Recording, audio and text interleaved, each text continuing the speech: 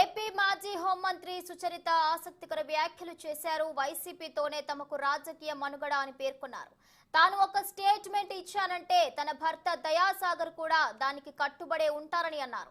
అయితే మనుగడ వైసీపీతో ఉన్నప్పటికీ తన భర్త పార్టీ మారతానంటే ఆయనతో కలిసి నడవాల్సిందేనని సుచరిత హాట్ కామెంట్ చేశారు. అదే సందర్భంలో తన భర్త ఒక పార్టీలో, తాను మరొక పార్టీలో, తమ పిల్లలు వేరొక పార్టీలో ఉండరని, ఉంటే అంతా ఒక్క పార్టీలోనే ఉంటామన్నారు. ఇక రాజకీయాల్లో మనమన్న వాళ్ళు ఏపీ సీఎం వైఎస్ జగన్ తో ఉండాలనుకున్నామని సుచరిత వెల్లడించారు. వైఎస్ఆర్ కాంగ్రెస్ పార్టీలోకి పంపించారు. మేము ఎప్పుడు ఏం చెప్తాం, మేము రాజకీయంగా మా మనుగడ అంటే మేము వైఎస్ఆర్ పార్టీతోనే అని ఎప్పుడు చెప్తాం. సుచరిత ఆ స్టేట్మెంట్ ఇచ్చిందంటే ఆటోమేటిక్ గా అదే స్టేట్మెంట్ దయాసాగర్ గారిది కూడా అయి ఉంటది, లేకపోతే వేరే కాదు.